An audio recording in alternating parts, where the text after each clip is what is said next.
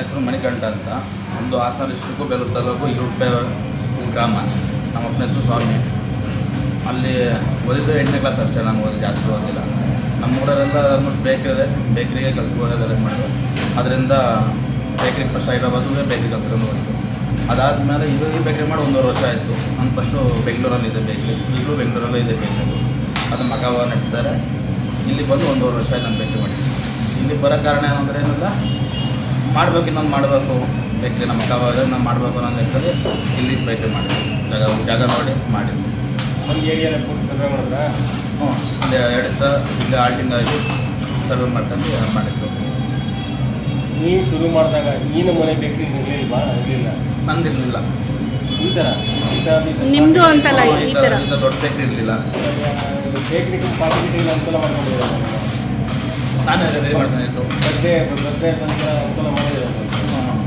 ಅಂದರೆ ನಾನು ಸ್ವಂತ ಮಾಡಿದ್ದೀರಾ? ಇದಕ್ಕಿಂತ ನೀವು ಬರೋದಕ್ಕಿಂತ ಮುಂಚೆ ಇಲ್ಲ ಅಂಥದ್ದು ಬೇಕ್ರಿ ಇರಲಿಲ್ಲ. ಇಲ್ಲ ಬೇಕ್ರಿ ಇರಲಿಲ್ಲ, ಬೇಕ್ರಿ ಇರಲಿಲ್ಲ. ದೊಡ್ಡದಾಗ ಬೇಕಿಲ್ಲ. ದೊಡ್ಡ ಮಾಡಬೇಕು ಅಂತ ಇದನ್ನು ಖಾಲಿ ಜಾಗಕ್ಕೆ ನಾನೇ ಫುಲ್ ರೆಡಿ ಮಾಡ್ಕೊಂಡು ಮಾಡಿದ್ದು. ಅದೇ ಅನುಕೂಲ. ಮದುವೆ ಮಾತ್ರ ಒಳಗೆ ಕೊಡ್ತೀವಿ, ಇದೆಲ್ಲ ನೀವು ರೆಡಿ ಮಾಡ್ಕೊಂಡಿದ್ದ?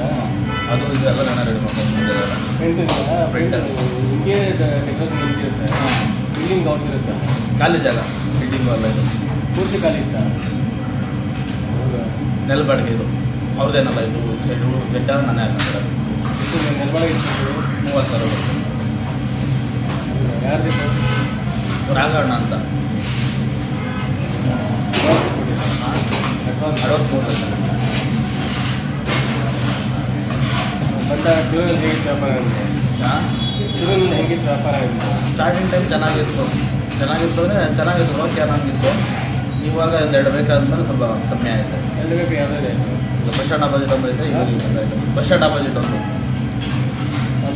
ಅದೊಂದು ಐತೆ, ಮತ್ತು ಇಲ್ಲೊಂದು ಆಗಿದೆ. ಸ್ಟ್ಯಾಂಡ್ ಆಪೋಸಿಟ್ ಮತ್ತು 15 ತಿಂಗಳಾಯಿತು, 3 ತಿಂಗಳಾಯಿತು. ಇದಾದಾಗಿ ಒಂದು 10 ದಿವಸ ಆಗಿದೆ. ಆ ಕಡೆ ಇಲ್ಲಿ ಲೆಫ್ಟ್ ನೋಡಿದ್ದೀವಿ, ಹೋಗಿಲ್ಲ ನನಗೆ. ಬಟ್ ಬಸ್ ಸ್ಟ್ಯಾಂಡ್ ಆಪೋಸಿಟ್ ಬೇಕ್ರಿ ಕ್ವಾಲಿಟಿ ಕೊಡ್ತಾ ಇಲ್ಲ ಅಂತ ಅನ್ಕೋತೀನಿ. ಆ ಕ್ವಾಲಿಟಿ ಇಲ್ಲ ಅಂತ ಅಲ್ಲಲ್ಲ, ನಿಮ್ಮ ಕ್ವಾಲಿಟಿ ಅದು ಕೊಡ್ತಾ ಇಲ್ಲ ಅಂತ. ಅವ್ರು ಕೆಲಸ ಕಲ್ತಂಗೆ ನಾನು ಕೆಲಸ ಕಲ್ತಂಗೆ ಕೇಳಿ ಅಂತ ಕಾಣಿಸುತ್ತಲ್ಲ ಅವ್ರು ಕೇಳೋದು. ಅವ್ರು ಇದೆಲ್ಲ ಬಂದರೆ ಸಿಕ್ಕಾಪಟ್ಟೆ ಕಾಂಪೀಟ್ ಮಾಡ್ತಾರೆ. ಕಿರಾಣಿ ಅಂಗಡಿ ಬಂದವ್ರು ಕೇಳೋದು.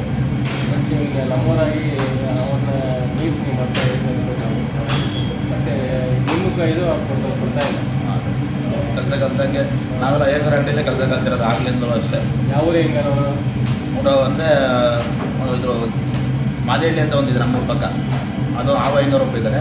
ಮತ್ತು ಬೈಲಹಳ್ಳಿ ಅಂತ ಇದ್ದಾರೆ, ಬೈಲಹಳ್ಳಿ ಅಯ್ಯಂಗಾರು ಅವರು ಹೇಳಿ ಜನದ ಅಯ್ಯಂಗಾರು ಮತ್ತು ರಾಜೀವ್ ಅಂತ ಇದ್ದಾರೆ. ಅವರು ಅವ್ರ ಕೆಲಸ ಕಲ್ತಿದ್ರು.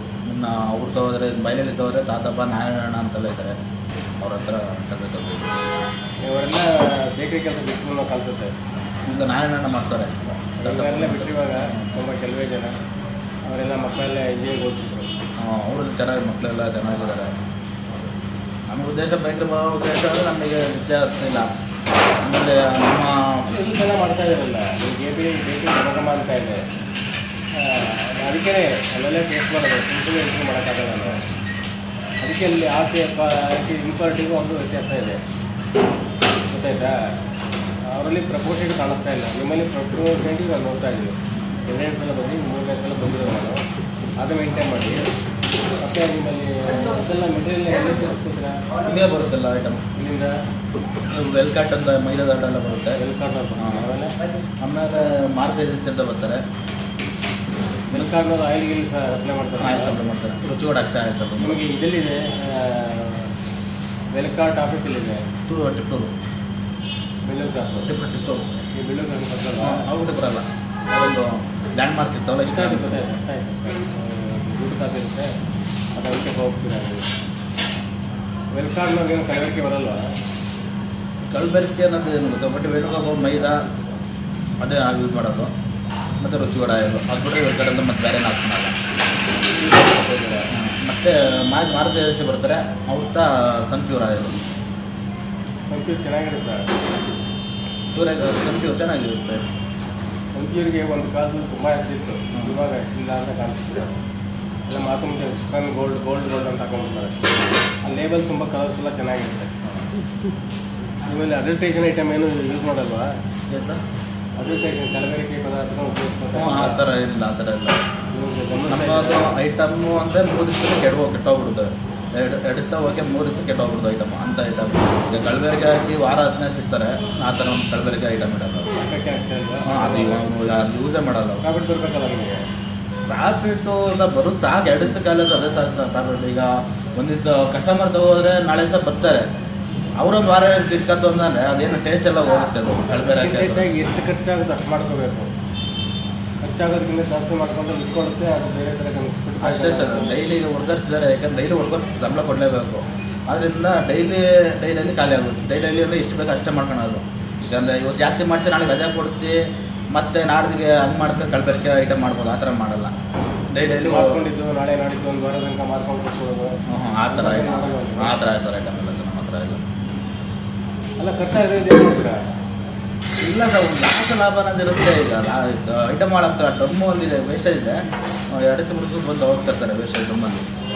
ಅಂದರೆ ಡೈಲಿ ಕಸಿ ಆಗ್ತಾ ಇರ್ತೀವಿ ಆ ಐಟಮ್ಗಳು ಹೋಗಿರೋ. ಜಾತಿಗೆ ಮಾತು ಪದೇ ಪದೇ ಕೇಳ್ತಾ ಇದ್ದೀನಿ ಅಂದರೆ, ನಾವು ಒಂದು ಕಡೆ ಅದು ಅಲ್ಲಿ ಮನೆಗೆ ಬೇಕ್ರಿ ಸ್ವಲ್ಪ ದೊಡ್ಡದಾಗಿತ್ತು. ದೊಡ್ಡದಾಗ ನನಗೆ ಈ ಥರ ಮಾಡಿರೋದಕ್ಕೆ ನನಗೆ ಪರವಾಗಿಲ್ಲ, ನಡೀತೈತೆ ಅಷ್ಟು ಒಳಬಲ್ಲೇ. ಈ ಕಲಬೆರಕೆ ಹಾಕಿ ಮಾಡೋದು ಉಳಿಸ್ಕೊಳ್ಳೋದು ಅದು ಆಲೋಚನೆ ಇಲ್ಲ. ಈಗ ಇಷ್ಟು ಮಾಡ್ತೀರಲ್ಲ, ಇಷ್ಟೆಲ್ಲ ನಡೀತೈತೆ, ಅದು ನಂಗೆ ಸಾಕು ಅನ್ಸುತ್ತೆ.